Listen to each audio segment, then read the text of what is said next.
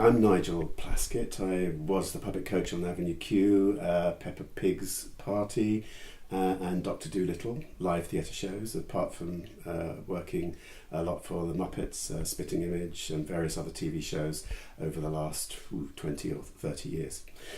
I got started by doing a TV show. I was asked if I could do character voice for a children's character. This is back in the 1970s. And the producer then asked me if I would do the puppet as well.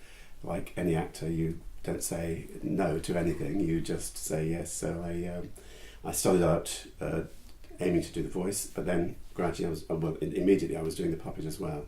And I had about a 9-year apprenticeship doing this TV show, during which time the Jim Henson Company moved in next door to make the Muppet Show. And we kind of worked alongside each other for about 5 years. I didn't start out to be a puppeteer, I was really started out to be an actor. But there was a lot of work around, and when I finished doing the children's show around about 1980, I started doing Spitting Image, which ran for 13 years. So that was nearly 23 years of solid work I had. Not many actors could say that they were working for that kind of length of time. I started out working for the Jim Henson Company on a film called Labyrinth, and that was in 1985. And pretty soon after that, I was contacted by Sesame Workshop, who make Sesame Street in the States, and they were setting up international versions around the world, and wanted me to go and help them set up some international versions of the show. So I started doing that and making contact with the Sesame Workshop people. When Avenue Q was coming here, because of my contact with the Sesame Street people, I was able to, I was recommended by one of the guys who was working on the show in New York to do that job in London to Cameron Mackintosh, who was producing it. And so for 7 years I worked on the show, casting, training and keeping an eye on the show, both in London and on tour.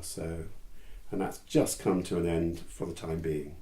There are certain things you do in the live show, certain things we do in Avenue Q, which are different from the way you would perform in the TV show. And that's because the actor is in vision as well as the puppet. That's primarily the difference. The basic techniques are the same. What has changed is the aids, that we have to help us. So for TV, an example, we can see what we're doing far more easily now because of the advances in monitor technology. In recording, they can play back really easily and instantly and change things. So as applied to the theatre, I was able to use video recording in Avenue Q to show the puppeteers what they were doing. Because unlike an actor, when you're giving a performance, they don't really have the idea of how the whole thing looks. When you're playing with a puppet, you're trying to create an overall picture, and that's very difficult to see. Once they're performing, they've got no real means of knowing how the whole thing looks. So I have used video recordings to show the puppeteers how they look in the final product. Around about 1990, I started doing workshops training puppeteers for the Jim Henson Company. That was mainly for doing movies. We were doing Muppet Christmas Carol, Muppet Treasure Island, various things like that, which we were training people to do.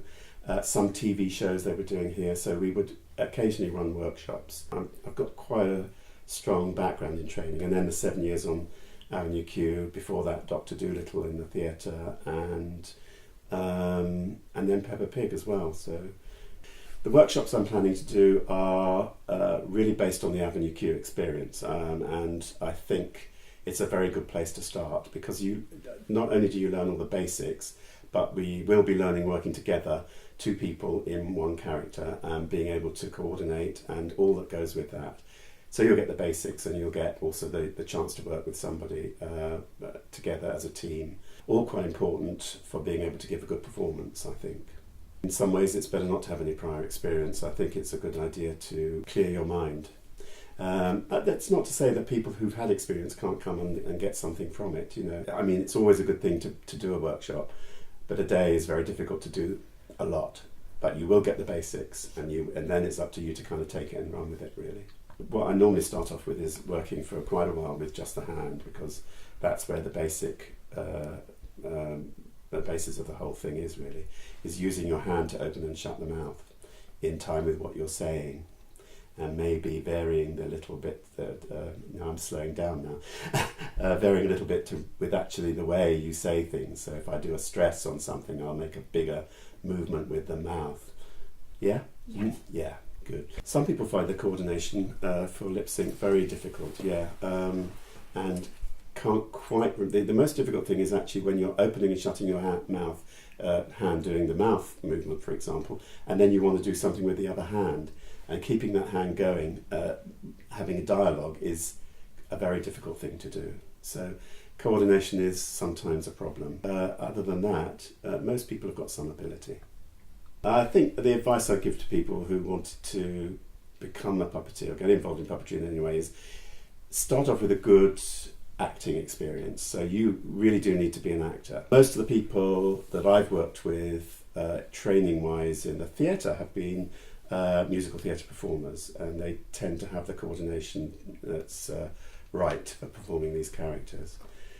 Get a good background in acting, perform as much as you can, because you really need to nail that before you can start thinking about adding in the puppet side on top. You know, it's a tough thing to be able to bring an inanimate object to life and to do it well. You can't beat having a good background in some kind of performance art. I do think coordination is another thing that you need, because it's a little bit like playing a mask, where you are giving a performance without having the facial expression that you have when you're an actor.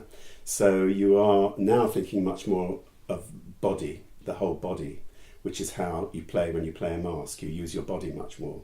Well, you use the puppet's body a lot more to get expression.